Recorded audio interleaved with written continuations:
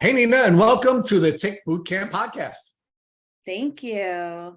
Well, it's been a long time coming. We've targeted you for this interview for a while, and because our list is so long and our wait list has been so delayed, it's taken a while to get you on here. But finally, the stars have aligned, and we have you with us. So thank you for taking time out to share your journey with the folks here who listen to the Tick Boot Camp podcast. And I have good news for our listeners, although they can't see us. They can hear that Matt Sabatello is not with me today, thankfully. I have the pleasure of working with one of our favorite folks. So Emma, why don't you introduce yourself and please share with folks what episode they can listen to you on, if you remember, when we did our first interview with you. Hi guys, my name is Emma Pakulis. I did an episode, I want to say back in April 2021, just about my Lyme journey. Yes, I am an OG. I'm proud of it. Just kind of going over my Lyme journey and what it put me through and what I did to heal and get to where I am today. I'm just happy to be back and learning more. And then more than 50,000 people have listened to your journey. So, it's really cool that so many people are blessed with hearing your story and learning all the things that you've done to recover or go through a recovery journey.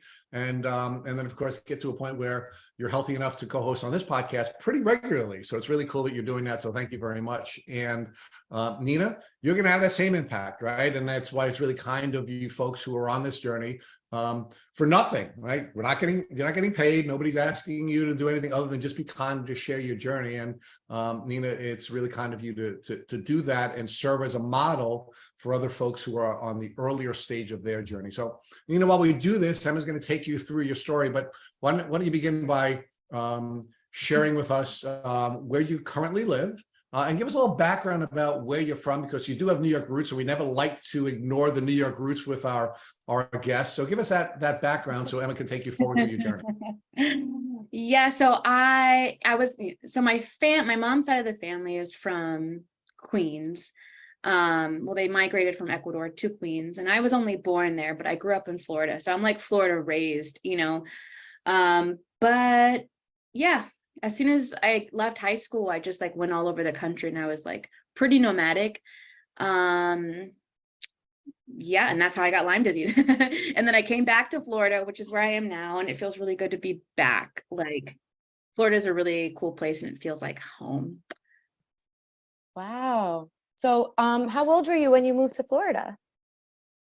Oh, I was just a baby. I was literally just birthed in New York. We were up there for the holiday, and my mom was super, super duper pregnant, and I just kind of popped out while I was there, and then we just hung out for a while. Okay. And then we came back to Florida, and Central Florida, where I grew up. Awesome. Did you enjoy your childhood in Florida?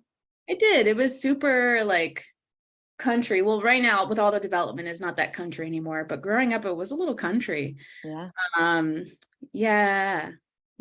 Some of my closest friends that I met when I was young are still my friends, and Florida's awesome. Cool. Okay. Yeah. Great. The things that make the headlines in Florida are really questionable, and they make a lot of people question Florida. Yeah. But Florida is a big bag of mixed nuts, you know what I mean? You get all sorts of people, but there's a really good people in Florida, and I stand by Florida.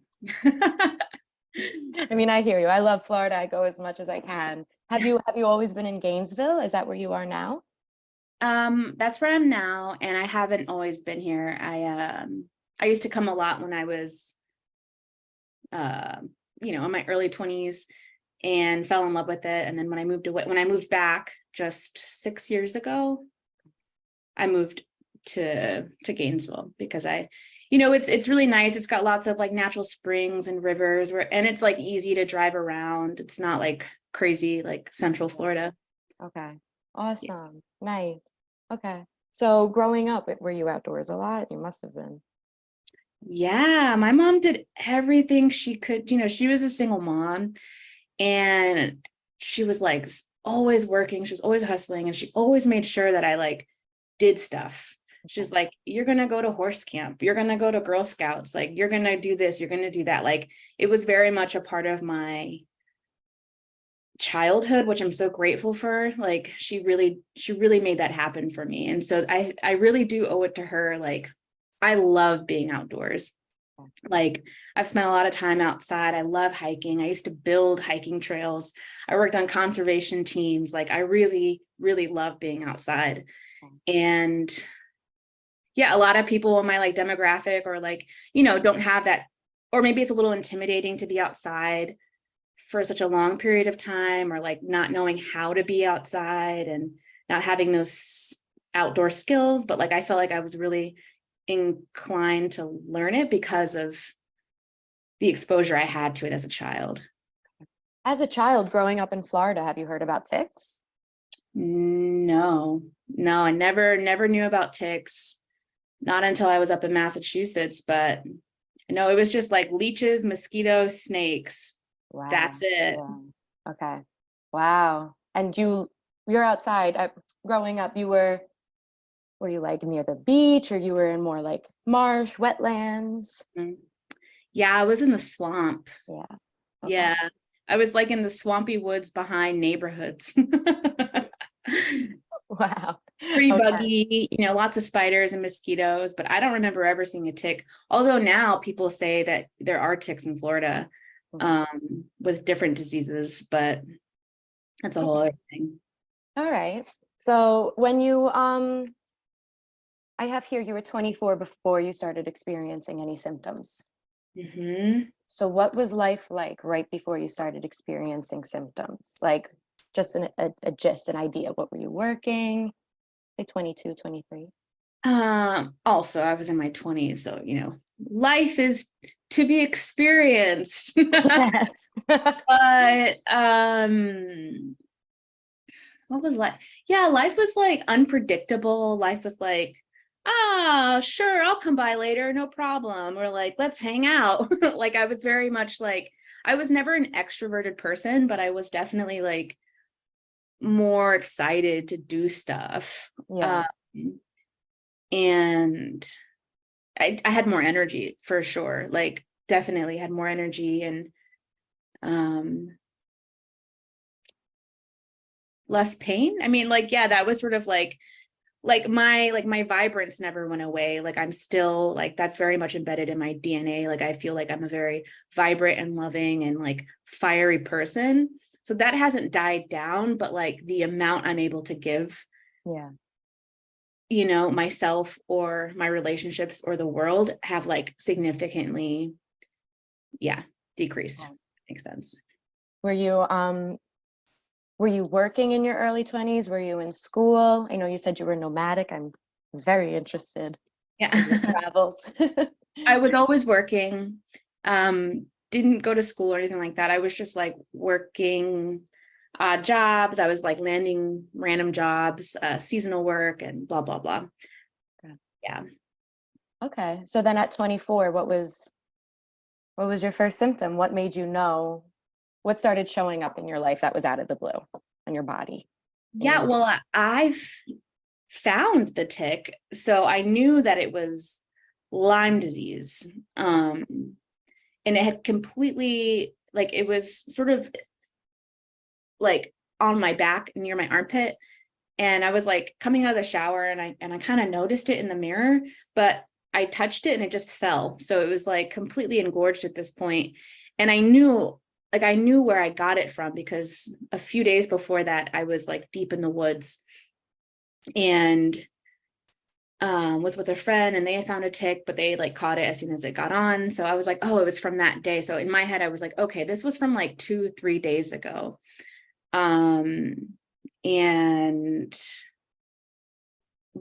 But yeah, so I found it, but that whole, like right before I found it, I remember I was like nauseous and I was like, oh, I must have ate something weird. I don't know. Okay. And then I found the tick and then was like, oh shit, what do I do? But at the time I wasn't super aware of ticks. Like at the time I had only known one person with Lyme disease and she was also like older and I was young and she had it for a really long time. And she also had other, health issues. So I wasn't really informed about anything. So when I found it, I didn't freak out. I was like, uh-oh. And then my housemate was like, you should really take doxycycline. but I couldn't get a prescription. I didn't have health insurance.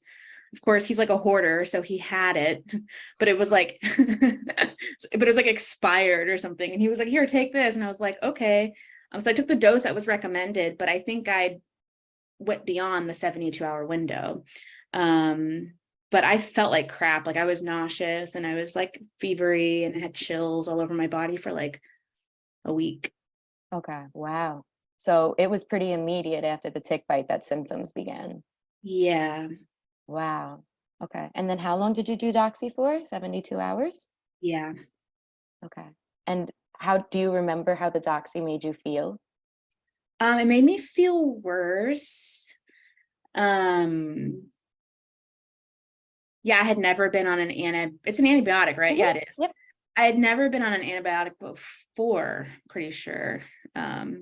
Growing up, my mom was like, oh, you're sick, here's chamomile tea, honey, like whiskey, and some lemon juice. Like, you know, like that was like, we were very like anti like medicine. And so I was always kind of like afraid of like medicine. I hadn't taken a Tylenol until I was like 24 or something. Yeah. I don't even know. Like probably when I started getting Lyme, I was like, oh, maybe I should start taking Tylenol. But yeah, I remember the doxycycline like really, really wiped me out. Like I was not okay. Yeah. Do you I think remember? I puked. I think I might have puked. Okay. Do you remember how else it made you feel? Not really. I was just like nauseous and lethargic and yeah, nauseous and lethargic. Those were the two main symptoms that I had. Okay. And then, so you did Doxy, and then how did it leave you feeling? Did you kind of like get on the upswing for a little bit after that, or that's when it hits the fan? You know, I really wish I had documented more during that time because it would have been so valuable now. But I think there was a period of time. There was a period of time where I was like, so I took the Doxy and in my head, I was like, oh, okay, well, I did the thing that like you're supposed to do. So I must have gotten rid of it. You know, like that's how I was thinking about it. I didn't understand that Lyme disease was this crazy ancient, like sneaky son of a gun who wanted to ruin my life, you know? So there was a period of time. Oh yeah. And I remember, so like before that, I like to like drink and, go to occasional like parties. Like I wasn't like a drinker, but I would go out and socialize and like have a couple beers. And yeah, so after the Lyme disease, there were certain things I couldn't. So yeah, to answer your question, like after I found the tick and then took the Doxy, there were certain things that made me sick. Like an alcoholic beverage or even just like a sandwich. Like I felt like I was more sensitive to just everything. Yeah. And my like sense of smell I was just like a little bit more sensitive. I felt like I was already sensitive. In general, yeah. Yeah, in general, but I think my sensitivity had heightened after all of that. And I remember feeling like, okay, like the antibiotic, like antibiotics, historically make you feel like crap for like a few weeks. So like, this is just how I'm supposed to be feeling, like my body's just kind of coursing through the antibiotics. So, but this will go away. So I remember it was just like kind of like a few weeks of me feeling like pretty low energy. And then maybe feeling like,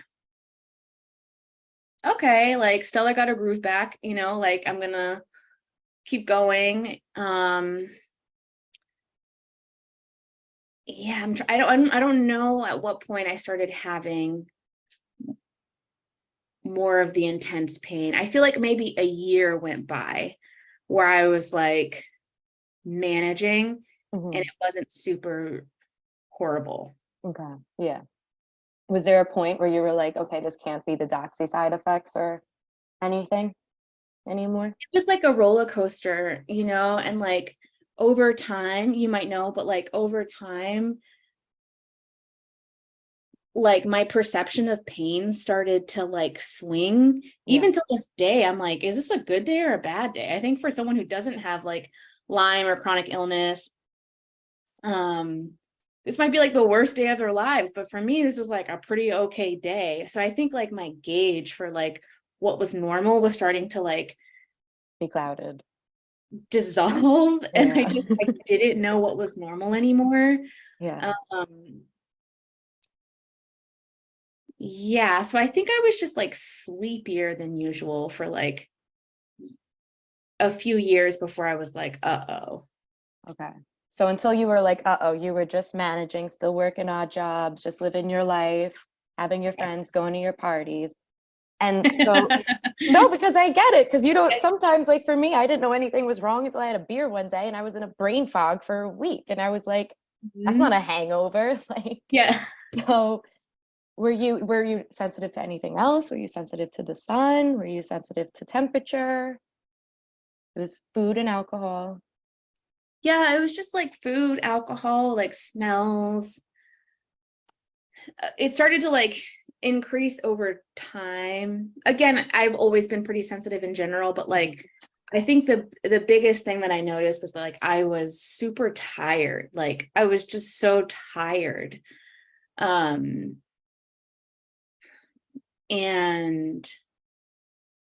I just wanted to sleep. Like I just wanted to sleep. Like that's all I could do. Okay.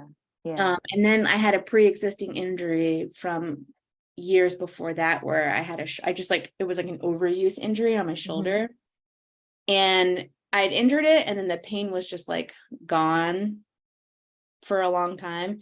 And then it wasn't until I got Lyme where the pain came back like times 100. Like it was like all the things that were wrong with my body before I got Lyme disease started to get my attention after I got Lyme disease, if that makes sense. Totally. Okay. So you were on this roller coaster wave of like symptoms, but also like background symptoms. For how many years would you say until you were finally like, all right, what's going on? Or what was there like an onset of more severe symptoms that made you seek out more medical help? Yeah, so for like the first 2 years, I wasn't feeling like completely myself or vital. And I had known a lot of like herbalists and stuff, like just where I was living and the people I was living with. And so like occasionally, so there was like 2 years I was like, oh, I feel like crap, I don't know what to do. And people would be like, well, and I'm like, yeah, I'm like, I didn't have health insurance, and like it was just like really hard for me at the time. And people were like, do you have Lyme? And I'm like, yeah, I do. They're like, well, you should get a diagnosis. And I'm like, I know I have it. Like I found it, you know what I mean? And I had people occasionally throughout those, like maybe a solid 2 or 3 years being like, oh, you're having symptoms here, try this herb, here, try this. Okay, well, and I had a lot of people like throwing suggestions at me. So I'd be like, okay, like I'll try that. And then I would try it and it wouldn't help. And they'd be like, oh, okay, well, look here, try this. And I had friends, because I was living up in Massachusetts, where a ton of people have Lyme disease.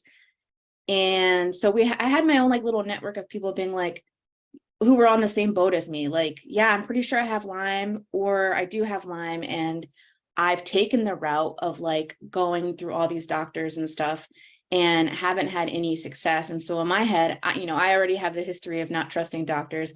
2, I don't have health insurance. 3, I'm like hearing from people who have Lyme saying that they just wasted a bunch of time and money and stress, of like going to the doctors. And I'm like super afraid of needles. Like I'm the person who's like shaking and crying, like when they have to give blood, like that's me. And I have to take the whole day off to do it. So like getting me to the doctor was like, it wasn't going to be an easy thing. And so I had been trying like little things.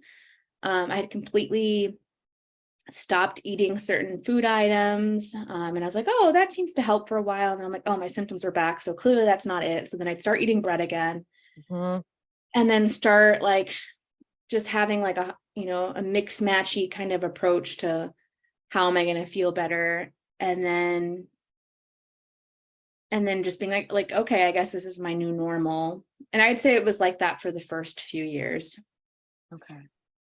So you knew you had Lyme, and you were just basically like trying to just do its dance on your own. Like, I totally understand everything you're saying. There's so many Lyme patients. How many doctors have they seen? And it's just been a waste of time and money and energy. Yeah. And so how did you finally get a diagnosis? So I guess it was 4.5 years ago. I had like an office job and they had like killer like health insurance. And at this point, you know, so that was like what I just told you about, like when I first found the tick, the first few years, like that was like sort of that was not the peak of me feeling bad. So I started to get really bad, like I would say 4 or 5 years. Again, my exact timelines aren't perfect, but like about 4 or 5 years in, it started to get really bad. Like, and I was like, okay, I really need help. And so at that point, I started taking an herbal protocol. And I'm pretty sure I wanted the whole Herxheimer's reaction and all of that. And I was like, okay, I'm going to go into this protocol and because, you know, I read, you know, stories and like it's produced by a group of herbalists in Vermont where like they have a ton of Lyme disease. And I was like, okay, great. This is what I'm going to do. It's going to be like intense and hardcore for a while. And I was just like really not okay. Like I was not okay before that. And that just took it up to a new level. But like I had days before and after the medication, after the herbal protocol, where I was like crawling on the floor to go to the bathroom. Like I was in so much pain. It's okay. It's hard. It's so hard. And at the time I'm like, damn, I'm only like 27. Like, yeah, you know, what is my life going to be like in 10, like, or even 2 years from now? Like, I don't even know, you know? And so it was like really stressful. I was like pretty depressed at the time. I'm sorry to cry. No, please. Please. Yeah. You're doing amazing. Yeah. And so I took this herbal protocol and it felt like the Lyme was like dying off. And then I was feeling like pretty bad on the protocol. And then I came close to completing the protocol. And then I decided to come off of it because I was working like a full-time job at the time. And I was like, I've already taken so much time off. Like, I just can't do this anymore. And then I had some like roller coaster, you know, months of like, okay, I'm like doing all right. Or like, okay, things are getting like better. And then boom, like I get a flare up. And then, so yeah, the flare ups have just been like on and off since the beginning of getting this Lyme. Like, you know, like 1 week I'll have like an insane amount of like excitement for life and all this energy. And I'll like sleep well. And then there's like the next week. And then people have that like level of standard for me, like, oh, Nina, like you should be able to do whatever. And then I'm like, actually, like this week is completely different from last week. And so after the protocol, I just like, you know, had the consistent like roller coaster of ups and downs of like feeling like, okay, this is really bad and this is really good, and just feeling okay, it's gonna be like this forever. And then I landed, and then I got health insurance and was like, okay, I should probably just, because at that point, like I think I'd gotten some messages. No one flat out said like, we don't believe you have Lyme, but like energetically, people were like, I was like picking up on this vibe of like, did you get a blood work done? And I'm like, no, I didn't. They're like, oh, well. And then in my head, I was like, oh, so maybe people don't believe me. Am I just like totally crazy and I don't actually have Lyme disease? Like, so I should probably just like shut my brain up and like get the test done and confirm that I have Lyme disease. And that's exactly what I did. And it was so validating to see that like I had a positive test. I was like, oh, because like, you know, I had all these like feelings of like shame over the years of like, you know, canceling plans, like not wanting to like hang out or like being unavailable to my family or just like being really lazy or like feeling like I'm being really lazy as if it was like a bad thing. But so I got the results and I was like, oh my God, I'm so happy that I was like so happy that I had an answer. Yeah.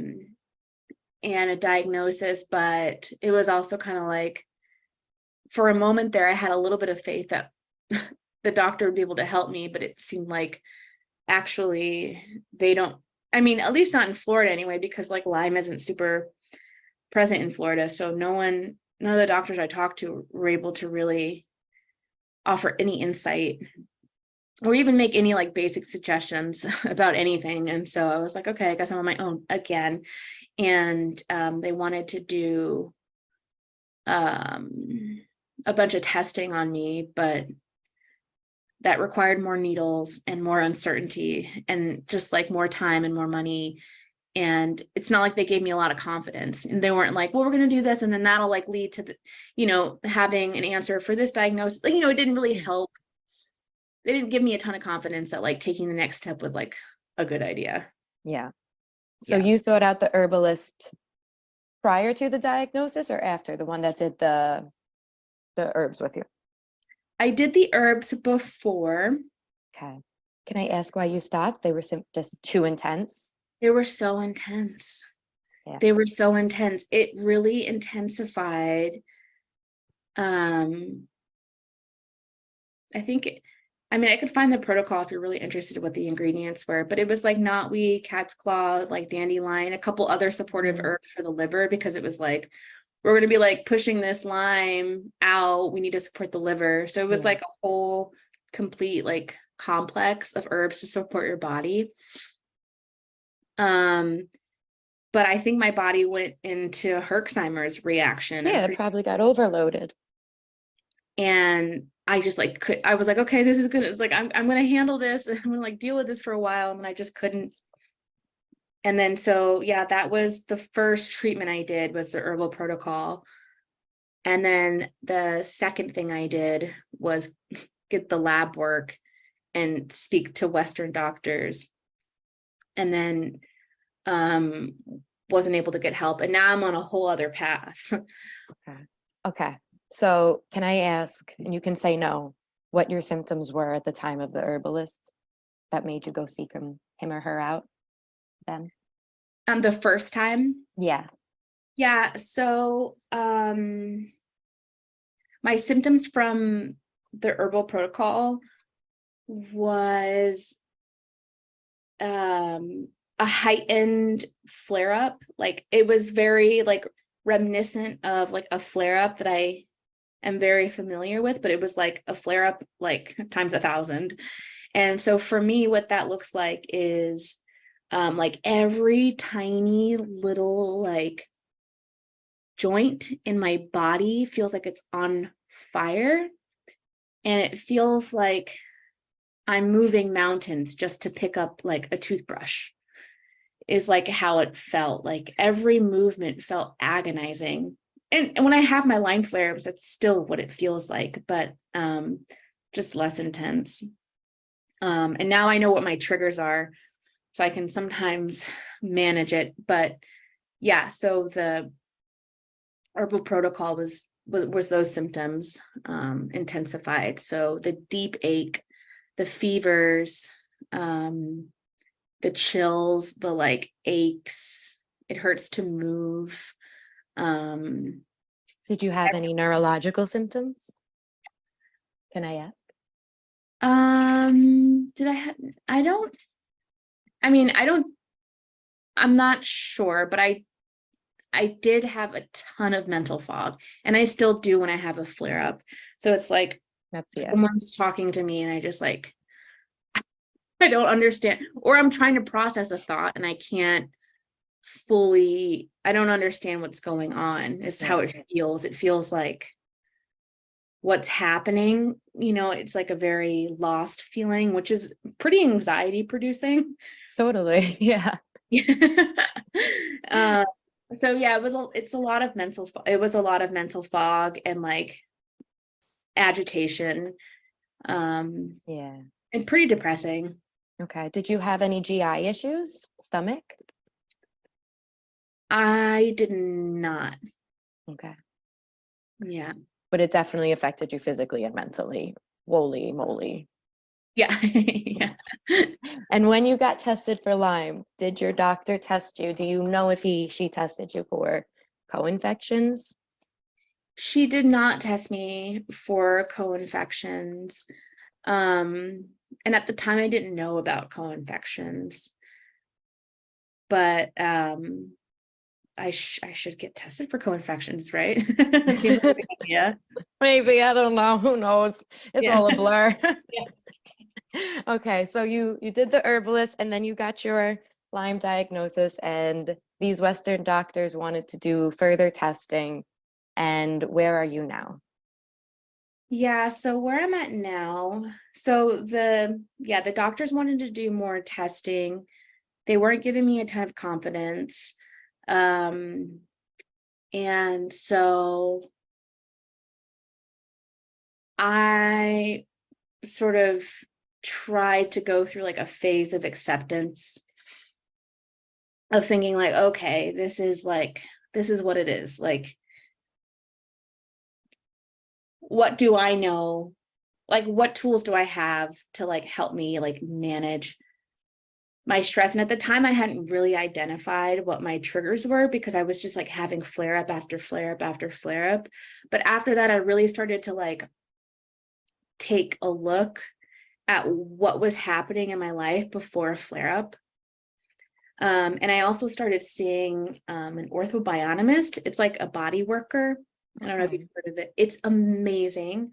It's just like a very gentle style of body work that supports the body and organs and all this stuff. It supports it in a very unique way. I can't really describe it, but feels really good. And it's a great modality of massage. And that really helped me like focus in on like, oh, I'm actually like inviting a lot of stress factors into my life, like not on purpose, but like there's things I can do to like kind of be present in my body. And like, I think it allowed me to like look at what feels good. Okay. If that makes sense, because I was seeing her on a regular basis and I was like, okay, these sessions feel really good. And I was like, how can I replicate this feeling? Like, this feels good. And how do I feel like this more? And I was like, oh, right. Like having my phone around and just like picking up for when everyone, when anyone calls is stressing me out. And like my job is stressing me out. And like, all these things are stressing me out. Being on the go is like stressing me out. Like I can't do it anymore.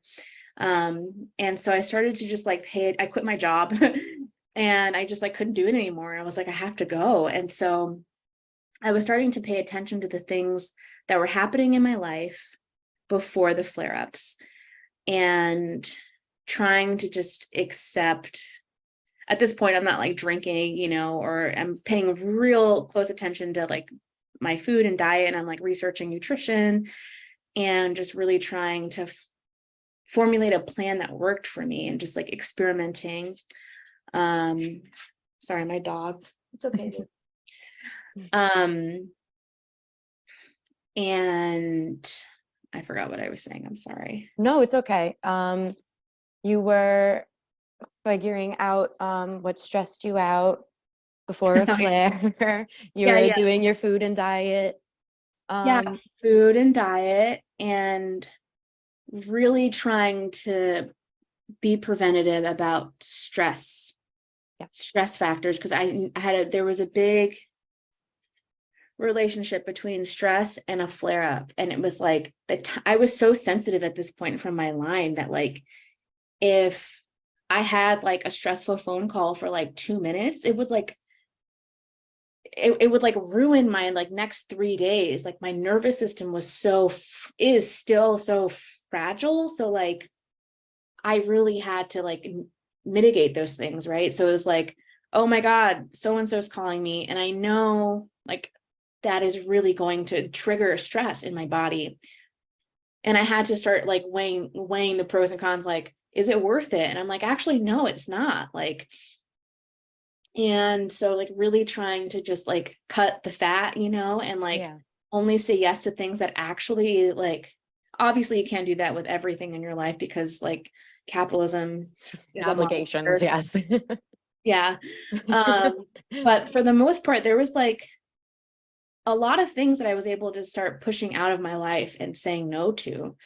And once I started doing that, like I was able to kind of slow down and be more present with my body. And every day is different and difficult, but for me, that was like the biggest thing. Like this, my nervous system is so fragile. And so if I can like reduce stress from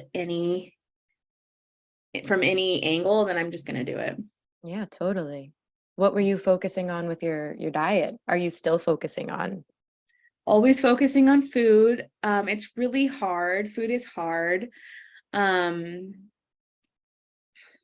like sometimes I'm like, oh, I'm like, it was like a roller coaster because I was like battling, like being pretty depressed and anxious about not feeling good. And there were like stretches of time where I would eat like a saint, like I would just be making all this stuff and it'd be like, I'd be eating the rainbow and I wouldn't be eating, caffeine or bread, and I'd be going to bed at a certain time and I'd be getting all this exercise and I would still be feeling like crap. So then I'd be like, really depressed for like the next like month and being like, well, you know what? None of it matters. Like, I'm just gonna like eat cheeseburgers. Yeah. Just because none of it matters. And so I had that, that feeling come up a little bit. And then me kind of reeling it back in and being like, actually, you know what? It Let me try again. It does matter. And I feel worse when I eat those things. And so who knows how I would feel if I didn't focus on like mitigating stress and paying attention to what I put in my body. So yeah, I think all those things have really helped me in a lot of ways. Yeah. Are you still doing orthobiotomy? Did I say it right? Yeah, you did. Hey, are you still doing it? I am, and I love it. Yeah. Yeah. Would you say that was instrumental in at least getting you back on your feet? It was a lot of ups and downs because sometimes I felt like the body work somehow stimulated the Lyme. I don't know. Lyme was so creepy. But so there were some weeks where I was like, oh, this is great. Other weeks where I was like, oh, I feel a little funky, but then I'd feel good the next day. Okay. But yeah, that is something I still do regularly. And I find body work so relaxing. Yeah. And massage so relaxing. So it's like, if I can just feel that relaxed as much as I can, I have to just like chase that feeling, Totally. That's something I will never give up. I will like go bankrupt before I give up body work. Yeah. Good. Not good, but like, yeah. I can relate. So that's okay. So where are you now? Yep. So where I'm at now, so obviously the undercurrent is mitigating stress and paying attention to what I'm putting in my body. Mm-hmm. But I recently started seeing a Chinese medicine doctor. Okay. And he is amazing. We haven't worked together for too long. Okay. But he's worked with a lot of Lyme patients actually. And I think he's from the Northeast. Okay. And yeah, so like the feedback is good and like everything he says makes a lot of sense to me. And I had seen a Chinese medicine doctor years ago for my Lyme, and they were kind of chaotic and not that helpful, and didn't have experience working with Lyme patients. So then I had to stop, and I was like, okay, I can't just go to any Chinese medicine doctor. Like I have to find someone who I feel like can handle or can offer a lot of insight around Lyme and has experience working with people with Lyme. And so I finally found that person. Well, my partner, my boyfriend has Lyme disease too. So he's connected, and he knows this person who's the Chinese medicine doctor who has worked with Lyme patients. And so I started seeing him, and he's really offered a lot of guidance about like heat in the body, which I guess in Chinese medicine is like yang. So I'm pretty yanged out, I have like a lot of excess heat, and I guess it's typical for like most Americans to have excess heat. And that's the heat in Chinese medicine is like the go, go, go feeling. Yeah. Gotta go, gotta go, gotta go. And it can be kind of racy and it can create inflammation. And so there's a lot of foods that can balance out excess heat in the body. Foods to avoid. I feel like I'm being robbed of things I love.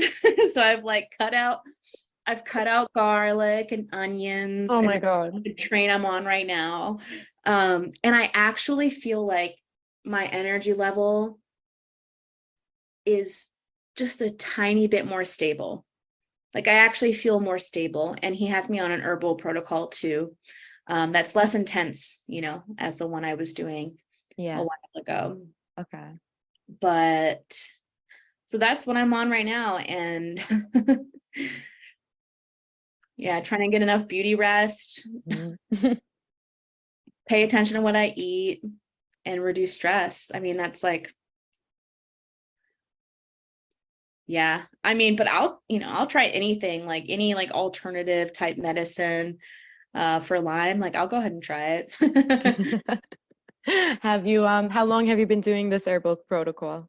Not for very long. It's just been a few months. Okay. And do you feel generally better? Are you noticing Herxheimer's? No Herxheimer's, and I'm generally feeling better. But you know, it's funny because it's hard to realize progress as it's happening. And so, you know, my boyfriend and I, we've been together, I think like, I don't even know, like 4 or 5 years, something like that. And he's been so supportive. I'm so blessed. Like, honestly, if he didn't have Lyme disease, I don't know. I just, it's so hard to understand what someone's going through so I feel so seen by him in that way. But he's pointed out to me, and I didn't really reflect on it until we talked about it, but he was saying like 4 years ago, I was like at my worst. Like I remember like every day being like, this is the worst day of my life. My pain is at a 10. Like I'm going to die. You know, I just felt like it's over. It's done. Like, this is it. Like, this is my life. And I just felt so horrible. And those were the days where I was like crawling around and I couldn't pick anything up. Like, it was like really bad. And so over time, I guess that started to change and I didn't realize that was changing. I'm in pain every day, but my pain is significantly less.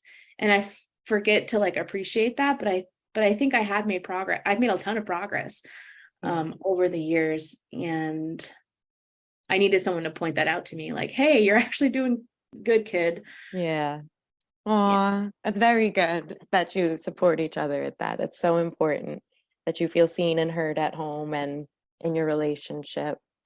I had a question in my line brain. Push it right out of my head. So what you attributed to your progress that you needed someone to remind you because you still feel like in the throes of Lyme, because it's hard to see it. But at that time, it was focusing on your food, mitigating stress levels, and this body work, orthobionomy, that got you to where we are today. I'd say so, yeah. And then honestly, just even I know there are false negatives, which is a real bummer. I've known people with Lyme who get tested and it comes out negative, but I got a positive result. So the validation, like I can't express like the significance of being validated by that diagnosis, like was really like it alleviated this other part of my like shame, you know? And so that was helpful.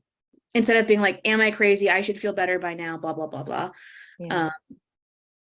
But yeah, and I can't stress enough, like for me, the biggest piece of this Lyme journey and like,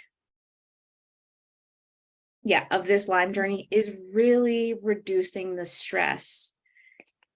Yeah, for me, that's like the biggest thing. And I think stress is like, takes many different forms. Like it could just be like being on social media for too long or being on a phone call with like I don't know, like a family member for too long or at all. Yeah. Or, you know,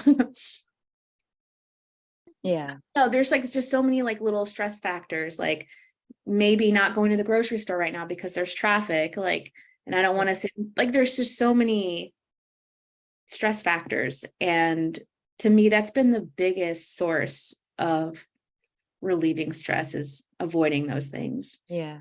And That's awesome. That's awesome, but that's good that Lyme was able to like show you how to take your health into your own hands and have the strength to develop boundaries and say, I'm sorry, babe, I can't do that today. You know, like pick and choose our wins.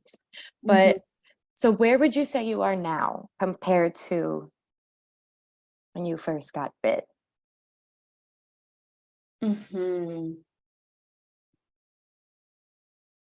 I think I'm like in my acceptance phase. I'm like, okay, like this is the life that was given to me. It was like, you know, and so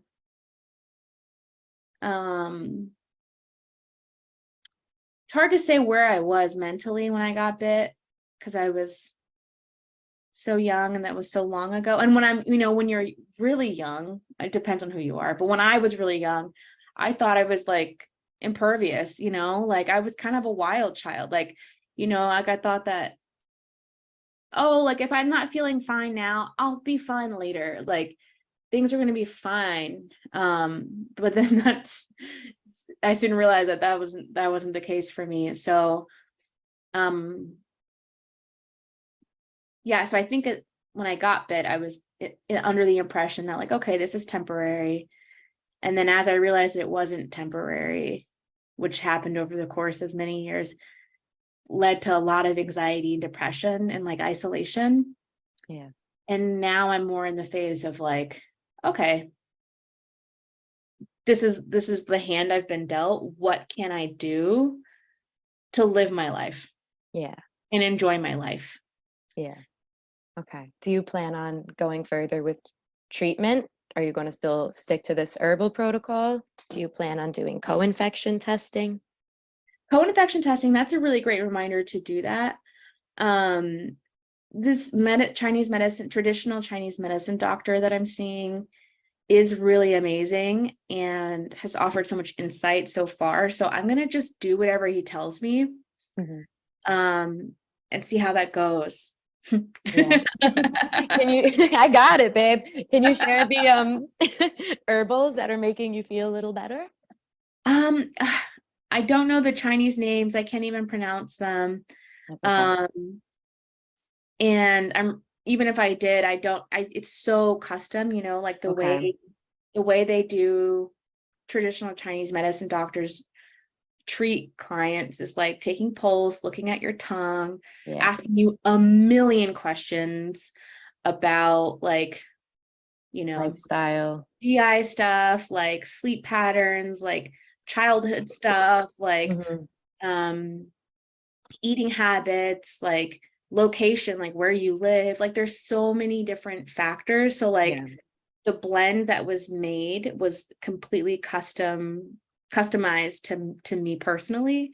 And so I think that's the real beauty. Like that's why I really am into this, because I'm like, oh, it was like custom to me, like in my crazy life. Yeah.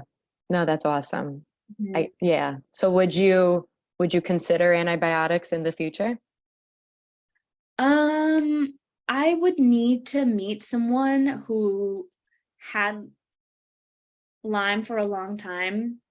I would need to like hear testimonials from people. I would need to do a lot of research, right? And I would need to hear directly from people what their Lyme story is and what it did for them. Yeah. For me to just trust it, because the gut microbiome is so fragile, and the adverse effects of taking antibiotics, traditional like drug, prescription drugs or like pharmaceuticals, I'm afraid of them. Totally. And so I would be really cautious, but I so at this point in my life, I'm not considering it because I'm on this whole thing. Yeah. And so we'll see how desperate I get. But I actually feel like the thing I'm doing right now is actually kind of cool because it's really addressing like the inflammation deep in my body. So I don't know. I'll get back to you in like 3 years and let you know if I consider antibiotics. Well, hopefully you don't have to. Yeah. Thanks. So looking back, is there anything that Lyme taught you that you're grateful for?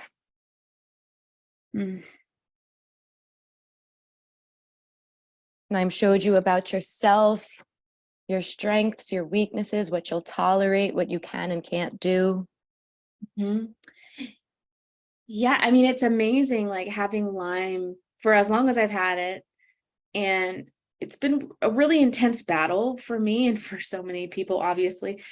But I'm like still able to like create a life that is like vibrant. And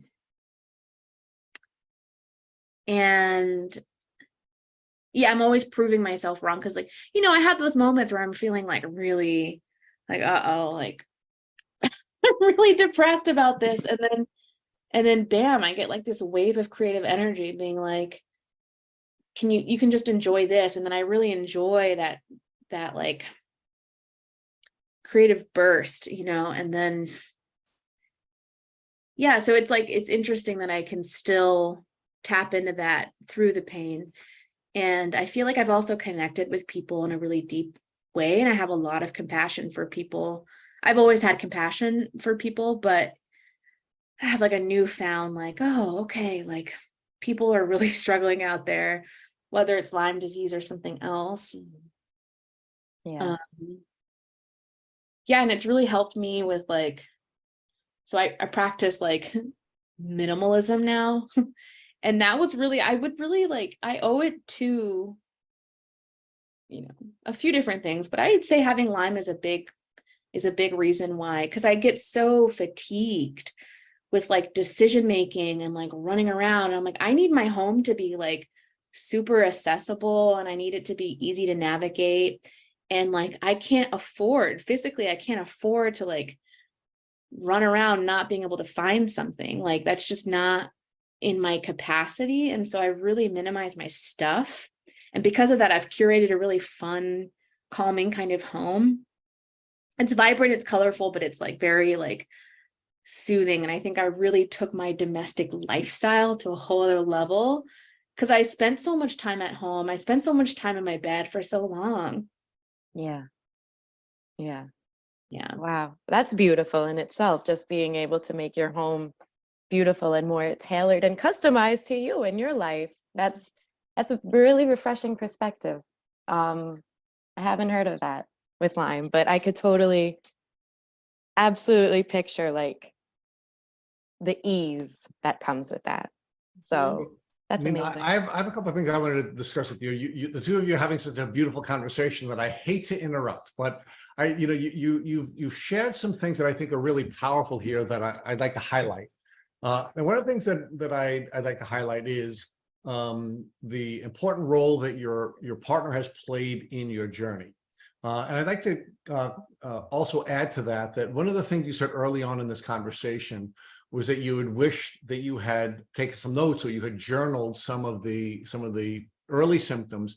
And the question I have to ask for you, knowing how the human brain works and knowing that our brain is designed to look at the gap rather than the gain. Do you think that had you been journaling all along about how you were improving and have a way of looking back at all of the things that you've gained, that would help you to feel better about this journey and not necessarily seeing this big long gap that at times would be triggering for you and to make you feel maybe worse than you should because you aren't realizing how much of a gain you've made? I think that's a great question. And I think, yes, because I think I'm not like a journaler, but I want to invite that in my life. And I think it's really a chance, like, to journal, sit down and journal is a really great chance to like process some feelings that haven't been opened yet, potentially, and I think processing emotions is just so beneficial for so many reasons, instead of just being like, oh, I'll think about it later. Or like, I'm kind of like a busy bee kind of person. So I'm a little bit like racy, and so I think had I taken time to kind of slow down, I think journaling is a chance to slow down. And slow down your brain from overthinking and having your brain look at, again, that big gap between where you would really like to be and where you are. And it causes us not to see all the gains that we've made and celebrate all of the improvements we have made, right? And that, I think that's one of the beautiful parts of your story, that you have a very influential, intimate partner who it feels comfortable enough to say to you, Nina, you've made a lot of gains. Let's talk about all these gains you've made, because it is important for us to celebrate that. It's important for us to see that, you're much better off than you had been before. And let's use that as a vehicle for feeling good about ourselves and good about where we're going, so that we have the energy to continue to improve on this journey. Yeah, that's such a great point. Yep. I'm so grateful for my partner. Like, not only will he be like, hey, let's look at all the gains, but he'll be like, what you're doing right now is going to stress you out. Can you stop? And I'm like, whoa, wait, but I need to. And he's like, but we know we have a pattern. And I'm like, oh yeah, we do. And like, it's easier to observe from the outside. Journaling can offer that, or having a friend or a person to like observe you and witness you is like a really great chance to be like, hey, let's look at the pattern. Yeah. So let's talk about another thing, because I think it's another part of the beauty of your story is, one of the things you've talked about is the grief cycle, and you didn't describe it as the grief cycle, but you had described the grief cycle, perfectly. And for those listeners who are not aware of what the grief cycle is we generally begin with denial, right? And then the next stage is anger, and then after anger, we start to get sad, and that whole sadness can put us into a loop where we can become depressed. And then after we finish that stage, we get into the bargaining stage, where we start to bargain with God or the universe and make all kinds of promises. And then we get to this point of acceptance, right? And acceptance is a beautiful thing, because it allows us to then create something new, right? The newness doesn't happen until we get through that cycle, right? And your cycle was a pretty long cycle. It took many, many years for you to get through that cycle. But when you finally got to the stage of acceptance, then you could start to build and do so many of the things you're doing now. So talk to us about this acceptance piece, because I don't want our listeners to think that you're just accepting that you're going to be sick forever, and accepting that you're not going to get any better, and accepting that you haven't made any gains, right? But it's the acceptance of where you are, and then taking the steps where you respond with ability, right? Responsibility really means responding with ability, and how you can now take these steps to create the new person, right? And you and Emma have so beautifully captured the essence of the new Nina, where she is, where she has a very clean house and a very efficient lifestyle, and somebody who is aware of her energy needs, and she's really careful about her diet, and she's really careful about what promises she makes to other people. And I mean, you really have a beautiful, beautiful essence, and you really understand what's important. I just love to hear that, right? So talk to us about how that acceptance wasn't just accepting that it's bad and you're never going to get better, but it's accepting your reality, and how that's allowed you to become a more pure version of yourself, and you now have more pure relationships with the people in your life. Yeah, I love that. Thank you for saying that. Yeah, it's funny that you mentioned the grief cycle, or the stages of grief. And we all know that's not linear. So I would bounce around, right, constantly between denial, bargaining, depression, being angry, and then acceptance, and blah, blah, blah. And yes, I didn't just accept, right? I know, I feel like acceptance is like a loaded word. Like, I don't accept the way society is, but I can accept myself in the puzzle of it, right? And so when I start to accept, like there's no possibility, the possibilities are extremely diminished if I'm operating from a place of denial or if I'm operating from a place of like sadness. But when I'm operating from a place of acceptance, I feel like there's a little bit more freedom in that, and more possibility. And I feel like I can more aggressively honor my truest self by setting boundaries, by creating a lifestyle for myself that I know works for me based on feedback I've gotten, you know, from my own life. And I mean, it's really funny because like, so whenever I make a new friend now, like one of the first things I tell them, whereas like I wouldn't have done this before, but this was like something I learned over the year, you know, over the years with Lyme disease.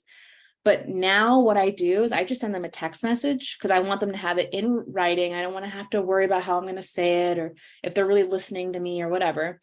But like I have a text message that I'll send a new friend or an old friend that like we, you know, hasn't gotten the update yet, but I'll send them a long text message being like, hey, blah, blah, blah. I love being your friend. You're really awesome. I hope to hang out when it's possible, but I need you to know that like, I'm pretty unavailable. I'm pretty sick a lot of the times. Even if I'm not, I feel like even if I'm having a good day, I need to be able to just bask in the fact that I'm having a good day and give that day to myself. But I'm not the person who's going to quickly respond to your text message. I'm not the person who's going to like call you back. Like I'm not that person. And as long as there's consent, you know, within that, then it's okay. Like I don't want anyone to, and I love all my friends, but like my capacity is so limited. And when I'm having a good day or a bad day, it doesn't matter what kind of day I'm having, I need to focus on myself for my health. And not only my physical health, but my mental health, and it's all wrapped up together. But I love that I do that now. Like I just send a text message and I'm like, hey, this is me. I'm not like available. I'm not going to hang out. You're probably going to invite me to hang out a bunch. I'm going to say no, nothing to do with you. Like you're amazing. This is just like where I'm at. And that's the acceptance piece a little bit. Just knowing where my boundaries are. Let me share another observation that I made that I think has just been so beautiful about this conversation. And I really thank Emma for doing such a great job with exploring this with you. And that is what vibe I kept feeling was that you became free, right? And we here at Tick Boot Camp are actually starting a new podcast called the Lyme Freedom Formula. And the way we were defining freedom, and I think you really captured the essence of freedom, quite frankly, Nina, is the way Viktor Frankl defined freedom in his book, Man's Search for Meaning. And for those of our listeners who haven't read that book, it's a book written by a man who was a concentration camp victim in World War II, and that he was able to define why he was able to go through such a horrific experience, because he discovered what freedom was. And he said, freedom is that space between an event and how you respond to an event. And that's where our freedom is. Freedom isn't the right to do whatever you want to do or do whatever. It is that space between an event and how we respond to that. And even the Nazis couldn't take that away from him. And once you understand where your freedom is, then the world opens up to you. Then you understand your essence. You understand where you are making choices. What I thought was so beautiful about the conversation you were having is you said, I don't have to have a lot of stuff despite living in a capitalist society. In fact, I reject that. You said, I don't have to be controlled by social media. In fact, it was stressing me out, and I acknowledge it was stressing me out. And although young people my age are all spending a lot of time on social media, I'm free not to do that.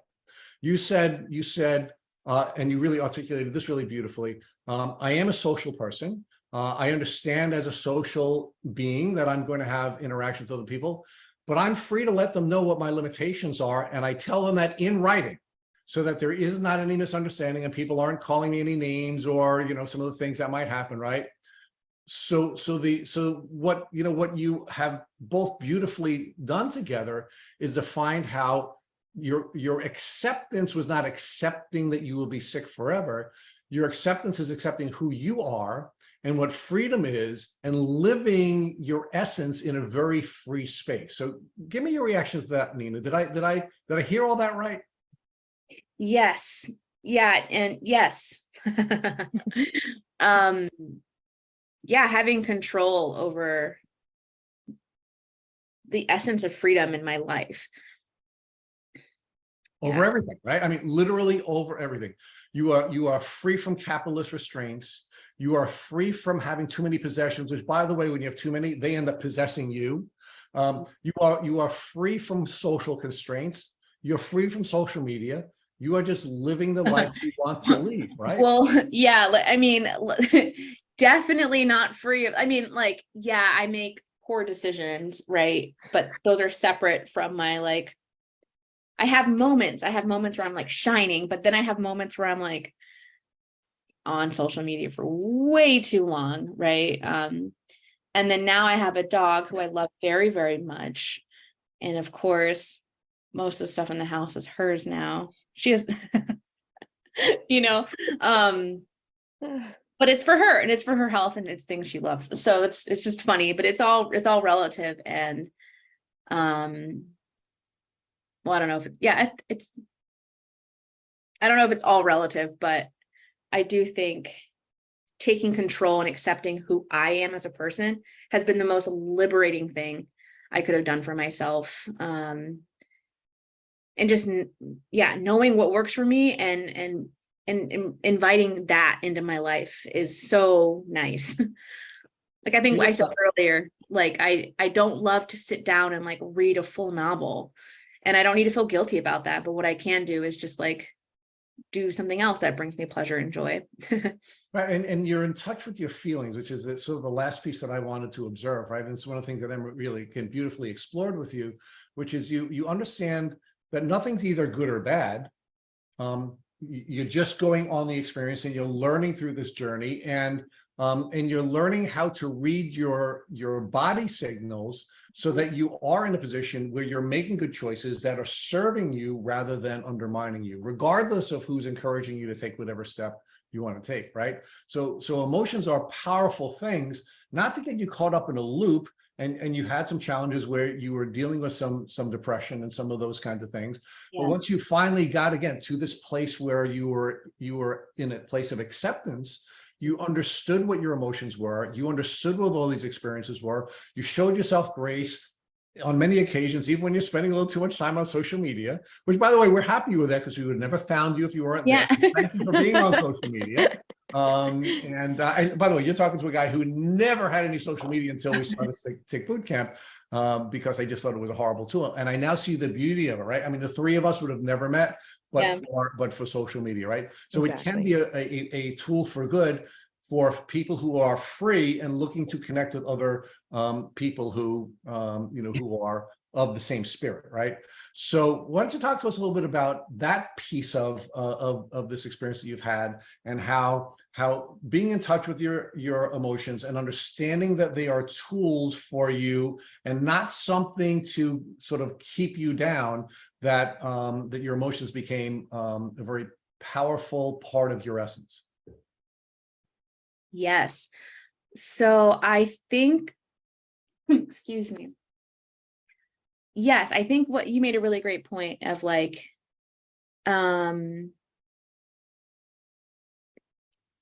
about what you said about, it's neither bad nor good. Right. And I think when I get trapped in the feeling of like, oh, this is so bad. Oh my gosh, this is like and it feels that way, right? But like the more, I don't want to say that the more attention I give that, the more pain I feel, because that's not true. The pain's there, but the more joy I can add to the bucket, right? And if I can step away from like just constantly vocalizing how bad I feel, I think that the container expands a little bit. So like I'm able to, just invite more like joy into my life. And I can really say that that's been true over the years. It's like if I'm having a really bad Lyme day, or if I'm having a really bad Lyme flare up for a month, sometimes like it can be really bad. But if I'm focusing on how bad it is, then I'm going to be really anxious, really depressed, really triggered, really traumatized from the whole thing. But if I can just really like invite the things that make me feel good, and the fun and the joy, and focus on some like positive things, it really does change my mental state in a very significant way. And I think ultimately that's affecting my nervous system, which is then shortening the life cycle of the flare up and having all these other amazing ripple effect benefits. So let me talk with you one last piece of the conversation, and then Emma's going to talk to you about your transformation, how you're now serving the folks in the Lyme community, right? But one of the things that Emma asked you about was diagnostic testing, and you knew you had Lyme disease from the bite. You knew that you had these symptoms all along. You finally needed to take a Lyme disease test to be validated, and thank God you did test positive, so that you were able to get that validation and have that the emotional stability that comes along with that. And unfortunately, no, that's very rare, especially with doctors who should be making clinical diagnoses but are afraid to do that, or aren't well trained enough to do that. But thankfully, you didn't have that part of your journey. But now that you've at this stage of acceptance, this really beautiful place that you're at, I'd like to argue to you that you're in a place where you can make even greater gains with your recovery journey. And the reason I believe you are in a position to do that is not only because you're less likely to be triggered and therefore frozen and unable to move, because what happens when we get triggered is we get paralyzed, but even more importantly, you're now in touch with your onboard diagnostic system. And when you're going through the trial and error process of trying new treatment protocols, if and when you get to a plateau with the current practitioner that you're working with, because you're so in touch with your body, both your physical and your emotional signals, you'll be able to better read whether or not something is helping you or not helping you, and you'll be in a better position to pivot from one trial to the next when you're going through that process. So talk to me about how that is a really beautiful piece of your acceptance, and how your onboard diagnostic system, which is much better than any blood test, urine test, or any other kind of test, will put you in a position where acceptance is not only freedom, but it's empowering. Yes, acceptance is empowering in that, because it allows me to advocate for myself. Like before I really had, so there was a time I went to a doctor and he told me that he was like skeptical of Lyme. In so many words, he was like, I'm skeptical. And I remember thinking like, wow, a long time ago, this would have really affected me. Like this would have really like messed up my day. I would have been like really pissed off because he doesn't know what I've been through. Like he has no idea. But in that moment, I was like, okay, like I'm just going to use you for some lab work, and then just like take the results and then do what I want with that, and go to someone who sees me for me and sees what I'm going through and can validate that. And so I feel like I'm better able to navigate help, by having that model for myself. Yeah. Awesome. So would you, like, do you see yourself, if this doctor has you on a herb that suddenly you're in the throes of like a huge flare, Herxheimer, whatever it is, it's too much for your body, you would be in the place now to have a meeting with him and ask to change things, advocate for a different, smaller dose or whatever it is? Yeah, well, with the Chinese medicine doctor I'm seeing now, I do feel like, I mean, he's also just like really amazing. So it feels like the care that I'm getting from him is extremely collaborative, and supportive. So, and he like fully accepts Lyme disease as a thing. Whereas like I've met doctors who are just not really on board, and I'm like confused. I'm like, where are you at? They're like, we don't know. I'm like, okay. But I feel like with the Chinese medicine doctor I'm seeing now, yeah, I feel like I feel like in any space at this point, I can advocate for myself in the way that I need to. without feeling like stupid, Oh, or crazy. yeah. Like I feel confident in what I have to say, and I know what's working for my body, Yeah. and I know what's not working for my body. Okay. That's awesome. That is so huge. Again, after just being through all of this, just feeling comfortable to collaborate with the doctor and being authentic, just not like, yeah, I'll try this just because he said I should, like, you know what I mean? So Yeah. that's huge. And that's a strength that you developed. These muscles, they did come. Stronger every day. Exactly. So, are you doing anything to serve the Lyme community now? Am I doing anything to serve? So I have a lot of open-ended, a lot of ongoing, messages, text messages and Instagram messages. I've posted about having Lyme disease. So a lot of people have come to me being like, oh, you have Lyme too. Or I'll see someone else post and then I like reach out to them like, oh, you have Lyme. And then like, even in Florida, like you have less Lyme patients, but there's a couple people in Gainesville that I've met up with just to talk about Lyme, Yeah. which has been kind of nice because, yeah. And then we're like, oh, what have you tried? And then you share what you've tried. And what it comes down to, a lot of it is stress. A lot of people are like, yes, it's the stress. The stress is like, and that's so validating. And people are like, yeah, just like do what you need to do to like get rid of the excess stress. And so I'm always like pushing that on people. Like people are like, so what have you done? I'm like, not like stress is, mitigating stress is going to like heal your Lyme. That's not what I'm saying at all. That would be really obnoxious for me to say, I don't know, who knows, but I don't know what someone's going through. And for some rando just to be like, dude, if you just get rid of the stress, you'll be all right. So I'm like not going to say that to anybody because I don't know where they are. And it's like a hard thing. Like if I heard someone tell me that in the throes of like a really bad flare up, I think I would have been like really upset. Yeah. Where, like, and so, and I don't think it'll heal the Lyme, but I think it'll like make living with Lyme that much more livable, tolerable. So yeah, that's something I'm always talking about with people. And then I also I do like tidy consulting for people, and most of my clientele are people with disabilities. And and so I really like to work with people on making their home more accessible. I don't want people to be minimalist. I don't want them to be anything other than who they want to be.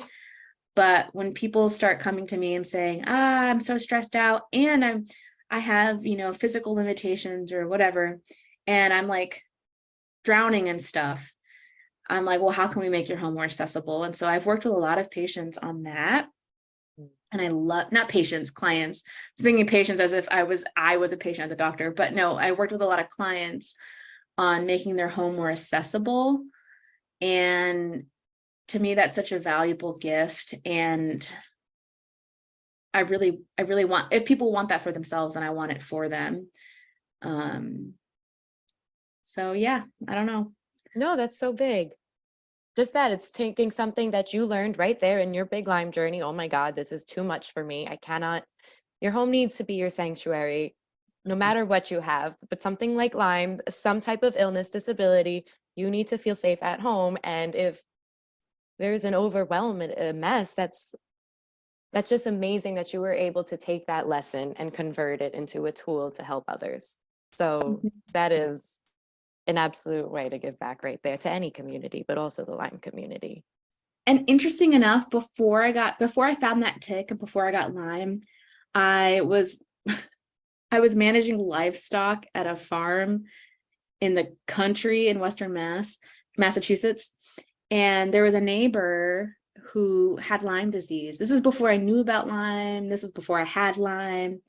And she was really, really, really sick. Like it was so sad. It was like, yeah. And so I saw her and I was like attracted to her because she was like beautiful. And she was like, she had such a cool vibe. And so like, or whatever. So, I said hi, and we became really good friends. And she told me all about her Lyme, and that was my first knowledge of it. And so I would go over after my long work day and go over and like clean her dishes, and I'd do her laundry, and I'd put stuff away, and I started organizing all of the stuff around her bed. And that was sort of my first like awareness of like accessibility stuff within the home. And so I would like organize her stuff, and she had a hard time sleeping. So I would sleep in her bed with her. And I usually like snore, but like I never snored with her. So I was like her sleeping companion. So I would just like come over and like clean her house and then just sleep in her bed with her. And she would just like wake up feeling like super restful, which is really unlike me. Like I've always slept like a tornado. Like I'm just like moving around, I'm snoring, I'm like flipping around, blah, blah, you know. But with her, I always like was super steady and reliable. And yeah, and then that, I wonder if in some like spiritual way that prepared me for getting Lyme. Yeah. Yeah. Might have planted a seed somewhere. Wow. Did you ever reach out to her when you were suspicious of having Lyme? Did I? Man, the mental fog is really real. I don't know. Okay. I don't know. Yeah. Yeah. Yes, brain fog is real, right? And Yeah. even especially for old people like me, brain fog is a regular part of my everyday existence. So this has really been a beautiful conversation. The two of you have done such a brilliant job together. And Emma, I'm going to let you ask the last question. You are certainly able to use the Tick Bootcamp question or any other question you'd like to ask as we wind down this podcast. All right, I hope I'm asking the right one. It's Lyme brain today, guys. It just is. It is what it is, okay? What advice, and you could stop me if this is the wrong question or if I'm stealing your question. What advice? We share it. At Tick Bootcamp, we share. We're an open source platform. We want everybody to share. So never feel that way with us. Awesome. Well, then feel free to add. What advice would you give someone that you loved if they were just bit by a tick?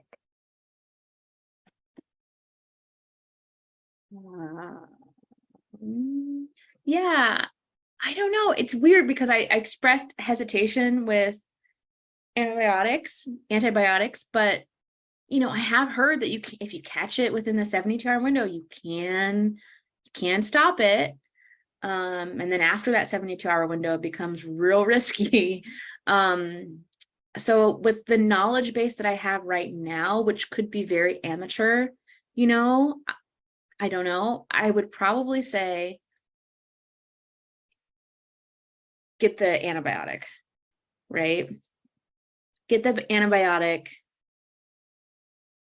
and I guess get the co-infection test and blood work. I don't know how long you have to wait after getting bit for the results to show up. I think it can really fluctuate. But if you get a false negative, if you get a negative test result, then get the blood work done again, you know, in 6 months or in another year. Like if you really feel like you have Lyme, just get the tests done. Even if the doctors are like, oh, no, you don't have it. And you feel like you have it, just like, because I have a friend who got negative test results and was just told she was crazy for like years, like many, many, many years. And she was like, no, I know I have it. And then finally got a positive result. But that's because she was persistent in getting the blood work done.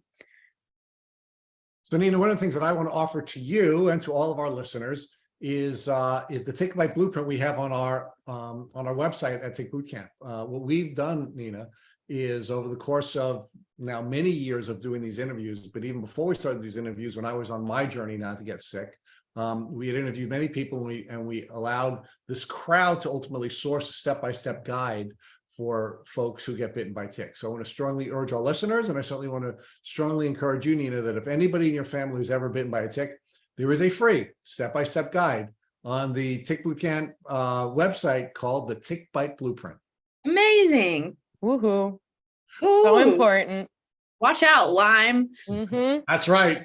We have Nina, Emma, and Rich all together focusing on you, Lyme, and we're going to take you out. So, Emma, I can't thank you enough for being a wonderful co-host. And thank you. Nina, I can't thank you enough for being such a beautiful spirit and being so kind and vulnerable, and sharing so much with our listeners, and allowing me at the end to just tie up some of the beautiful things that the two of you talked about, and some of the beautiful information you shared. This was a really beautiful podcast, and I can't thank the two of you enough for joining us here at Tick Boot Camp. Y'all are amazing. Thank you. Yes. Thank you seriously for the work you do, and Nina, your vulnerability and your story.